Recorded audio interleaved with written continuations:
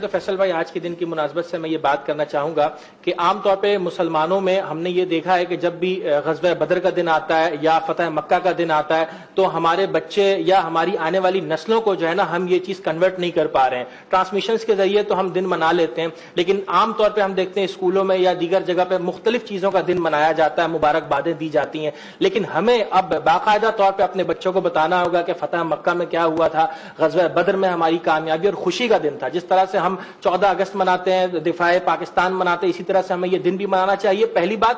دوسری بات یہ ہے ہمارے جو پہلے مقرر آئے تھے, دیکھیے سیف انداز بیاں رنگ بدل دیتا ہے ورنہ دنیا کی کوئی بات نہیں. آپ کا کنٹینٹ بہت اعلیٰ تھا لیکن انداز گفتگو کی بات آ گئی جہاں پہ, تو اس میں تھوڑا سا ہمیں جو ہے وہ آپ کو مزید محنت کرنے کی ضرورت ہے. دوسری مقرر آئی دیکھیں, آپ بہت باریکی کی بات میں بتا رہا ہوں, صفحہ دہر سے باطل کو مٹایا ہم نے. علامہ اقبال اس میں مسلمانوں کی بات کر رہے تھے, ٹھیک ہے, اپنے ہم اکابرین کی بات کر رہے تھے, لیکن آپ نے مثال گنوا دی نیلسن منڈیلا کی, فریڈرک کی, جون آف آرک کی.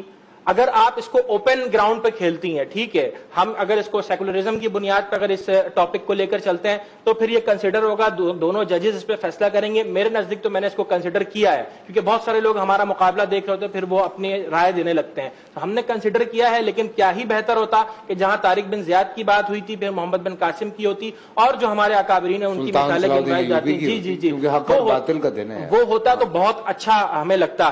تیسرے جو مقرر آئے, آپ نے کہا کہ ادھر جہالت, ادھر جو ہے وہ محبت, ادھر اقتدار, ادھر شہادت. تو یہ آپ نے اشارتاً تو بات کی بیٹا, لیکن آپ اس کا شواہد ہمیں نہیں دے سکے. آپ نے شروع کے جو 40 سیکنڈ یہ اشاروں کے ناموں میں بات کی نا, اس کے بعد ہمیں پتہ نہیں چل سکا کہ آپ بات کر کس کی رہے تھے عباس, ٹھیک ہے.